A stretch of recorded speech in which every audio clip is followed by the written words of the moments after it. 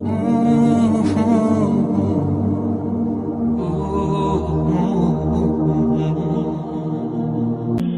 پریشان نہ ہو، رب ہے تمہارے ساتھ۔ اگر کوئی نہیں تو رب سے کچھ چھپا ہوا نہیں ہے۔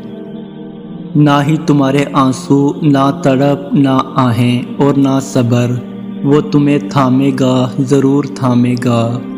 تم اپنا فیصلہ اس رب پر چھوڑ چکے ہو، تو بس اب اس کے کن کے معجزے دیکھنے کے لیے تیار رہو۔ وہ تمہارے ساتھ ہے، خود کو اکیلا نہ سمجھو۔ رب تمہارے پاس ہے، تمہارے ساتھ ہے۔ اللہ تو ہمیشہ سے تمہارا ہے، بس تم ہی نہیں سمجھ پاتے۔ کوئی شخص یا کوئی ایسی چیز جو تمہیں اللہ سے دور کرے، وہ تمہارے لیے کبھی بہتر نہیں ہو سکتی۔ جو راستے تم خود بناتے ہو، وہیں تک منزل ختم نہیں ہوتی۔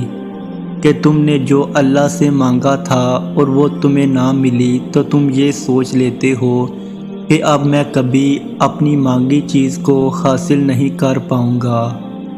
پر تم یہ کیوں نہیں سوچتے، وہ ذات تو لامحدود ہے، وہ لا حاصل چیز کو حاصل بنا دیتی ہے۔ وہ ناممکنات کو بھی ممکنات بنانے پر قادر ہے۔ زندگی کئی راستوں اور کئی پریشانیوں میں ڈال کر ہی تمہیں تمہاری چاہت لاتی ہے۔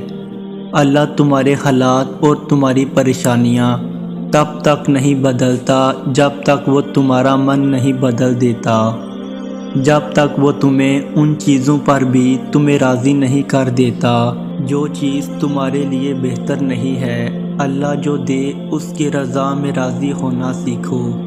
اللہ کے نزدیک صبر کرنے والے بندے بہت پیارے ہوتے ہیں۔